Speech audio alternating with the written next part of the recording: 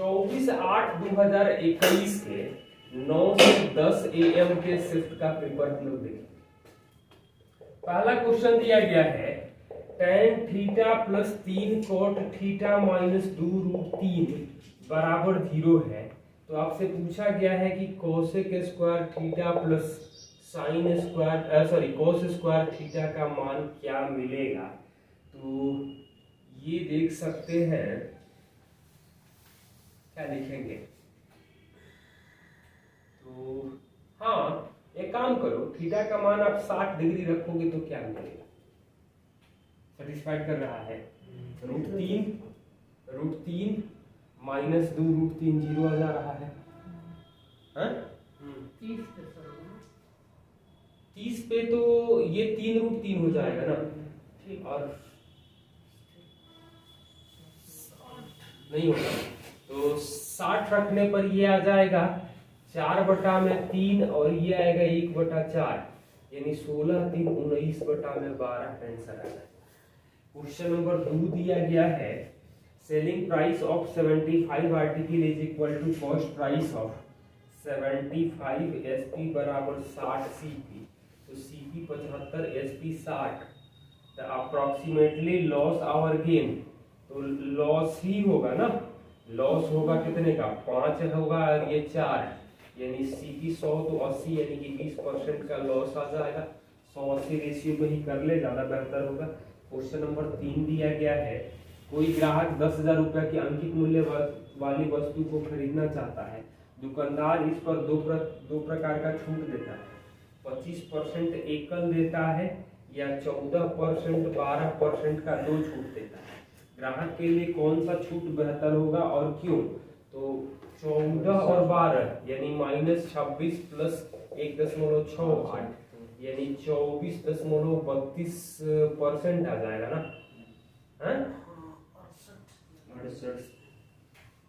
72.68 होगा।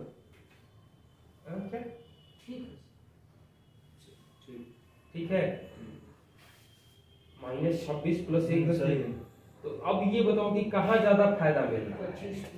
25 पे मतलब पहले वाले पे, और कितना ज्यादा मिल रहा है तो 0.68%। 10,000 का निकालेंगे तो परसेंटेज और ये 2 जीरो यानी कि 68 रुपया पहले वाले पर हमें फायदा मिलेगा। क्वेश्चन नंबर 4 दिया गया है ए एक काम को 11.1/2 दिन में करता है। ए करता है 23/2 दिन में। बी ए से 25% अधिक कुशल है, मतलब 5-4, तो टोटल काम तो 46 होगा। सी बी की तुलना में 50% कुशल है, तो सी जो होगा वो 2.5 ही इफिशियंसी होगी। ए बी सी मिलकर उस काम को कितना दिन में 5-4 9 2 11.5, तो 46 में 11.5 करेंगे तो 4 दिन का समय लगेगा तीनों के मिलकर के काम करने में। क्वेश्चन नंबर 5 दिया गया है A B C A B और बी सी ए का जो योग होगा वो किससे विभाज्य नहीं होगा। ऑप्शन दिया गया है ए प्लस बी प्लस सी से, 31 से, 37 से और 3 से। ये 31 से विभाज्य नहीं होगा। कोई नंबर ले सकते हैं, कोई भी नंबर ले लो, 2 4 5 कर लो, कोई दिक्कत नहीं है। अब जो ये इस तरह के नंबर में कभी भी जोड़ेंगे तो 111 गुणे ABC आ जाए, तो 111 337 से कटेगा, ए प्लस बी प्लस सी से कटेगा ही कटेगा, तो इसलिए 31 ये ऑप्शन जो दिखाई दे रहा है कि 31 से नहीं कटेगा। क्वेश्चन नंबर 6 दिया गया है एक विद्यालय में कुल छात्रों की संख्या 1435% लड़कियां हैं, शेष लड़के हैं। तो बॉयज है 65% और गर्ल्स है 35%। यदि वार्षिक परीक्षा में 80% लड़के और 90% लड़कियां उत्तीर्ण हो तो अनुत्तीर्ण होने वालों का प्रतिशत क्या होगा। यानी कि 13 7 20 के लिए 10 है, तो 7 के लिए 3.5, यानी कि 83% पास होंगे। इसका मतलब होगा कि 16.5% फेल हो जाएंगे। क्वेश्चन नंबर 7 दिया गया है त्रिभुज ए बी सी भुजा AC की लंबाई AB के दुगुने से 4 अधिक है, मतलब x 2x + 4। BC की लंबाई AB की लंबाई के 3 गुने से 4 कम है, 3 गुने से 3x माइनस 4 परिमाप यानी 3 2 5 1 6x दिया गया है 60, तो इसका क्षेत्रफल क्या होगा? तो x 10 आ जाएगा, ये 10 आ जाएगा, 20 4 24, 30 माइनस 4 यानी 26। ये तो राइट एंगल ट्रायंगल दिखाई दे रहा है। राइट एंगल ट्रायंगल मतलब 1/2 24 गुणे 10 यानी कि 120 सेंटीमीटर स्क्वायर आ जाएगा। क्वेश्चन नंबर 8 दिया गया है 23 संख्याओं का औसत 51 है। पहली 12 का औसत 49, अंतिम 12 का 54, 12वीं निकाल दिया जाए तो औसत क्या होगा? ये तो 23, तो रुक जाओ, 12वीं संख्या जो आ जाएगी वो आ जाएगी 12 गुणे 49 प्लस 12 गुणे 54 माइनस 23 गुणे 51, यानी 12 बार 49 माइनस 51 और 12 बार 51 माइनस 54 माइनस 51 प्लस 51 कितना हो जाएगा?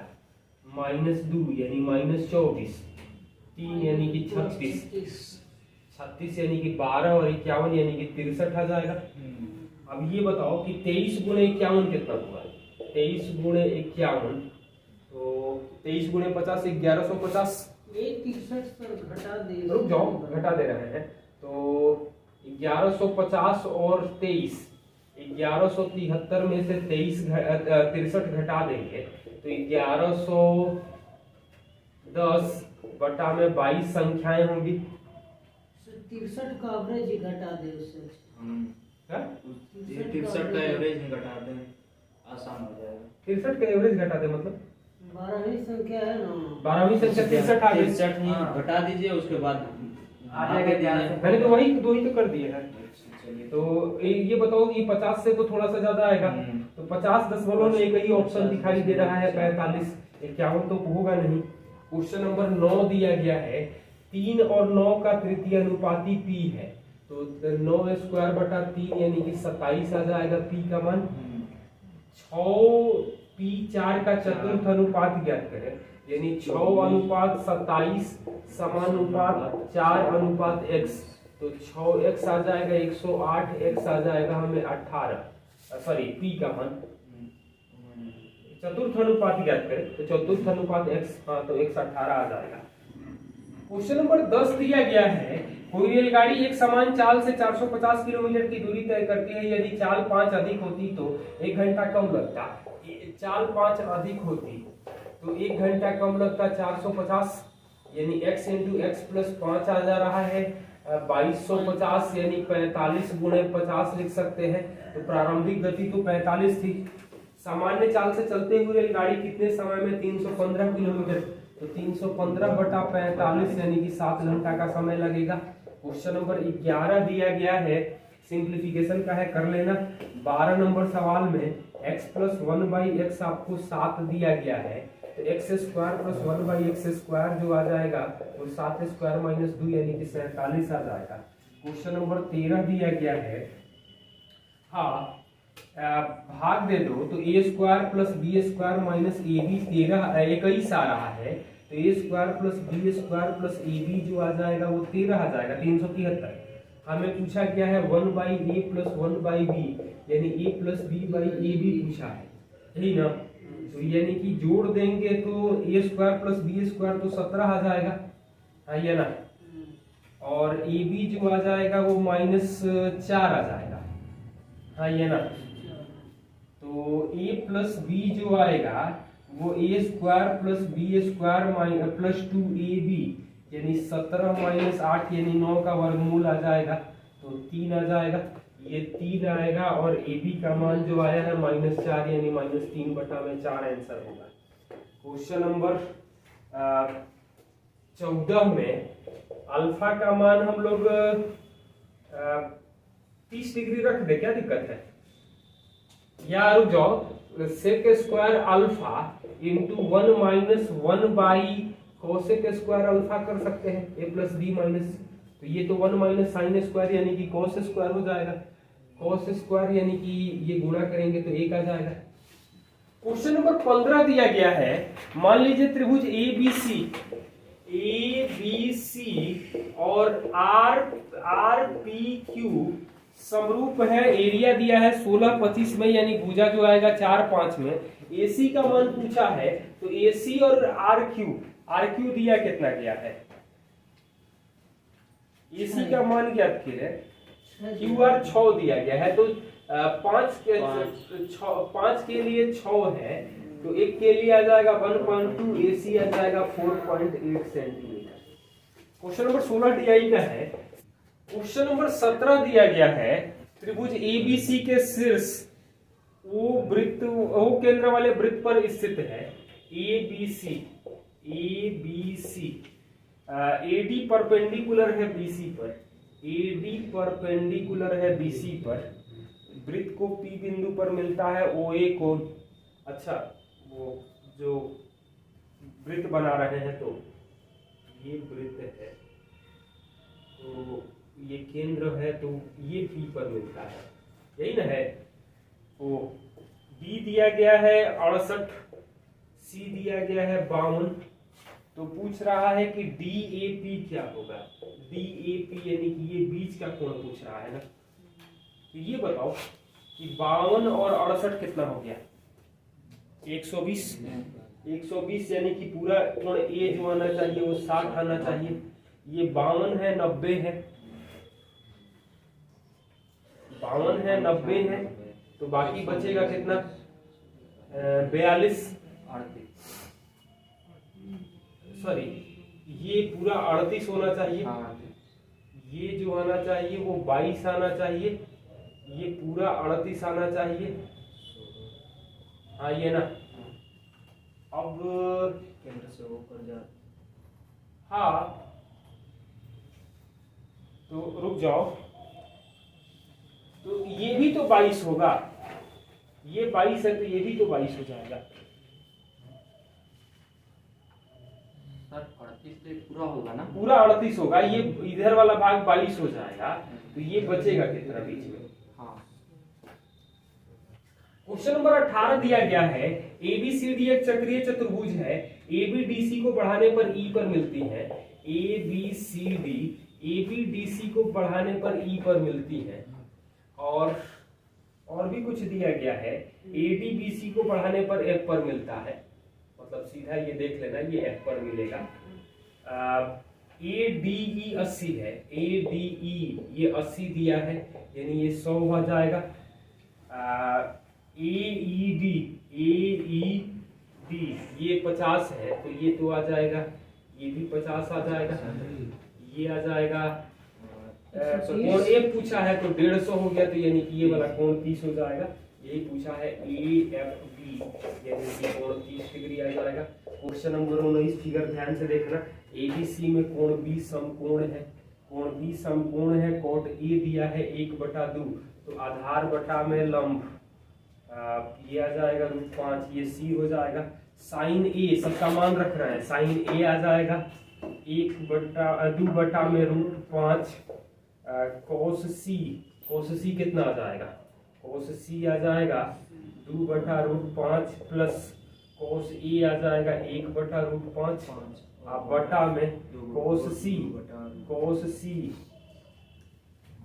C करेंगे तो 2/√5 into sine C 1/√5 minus sine A 2/√5, तो √5 तीनों में तो मतलब 5 कट जाएगा, ये आ जाएगा 3 दूनी का 6 में -2, यानी कि -3 आंसर आ जाएगा। क्वेश्चन नंबर 20, वार्षिक रूप से संयोजित होने पर निश्चित राशि चक्रवृद्धि ब्याज 9500 रुपया, 9500 रुपया 2 साल में 11,495 हो जाता है, तो दुगुनी दर से साधारण ब्याज ज्ञात करें। तो यानी कितना ब्याज मिल रहा है पहले ये बताओ। तो 500 और 14 1995 मिल रहा है। 95 100 गुणे 100% करेंगे, 95 से भाग देंगे, 19 से भाग दिए तो 5 और 105 यानी कि 21%, 10% दो बार, 10% दो बार यानी कि 20% 2 साल के लिए। तो 95 100 का 40% हम लोग निकालेंगे तो ये आ जाएगा 3800। क्वेश्चन नंबर 21 दिया गया है, मेज के ऊपरी सतह जो समबाहु त्रिभुज के आकार का है क्षेत्रफल यानी कि √3/4a² दिया है 9√3 यानी a का मान तो 6 आएगा। मेज की प्रत्येक भुजा की लंबाई हो जाएगा 6। क्वेश्चन नंबर 22 DI का है। क्वेश्चन नंबर 23 में 2x + 3y + 1 0 दिया गया है।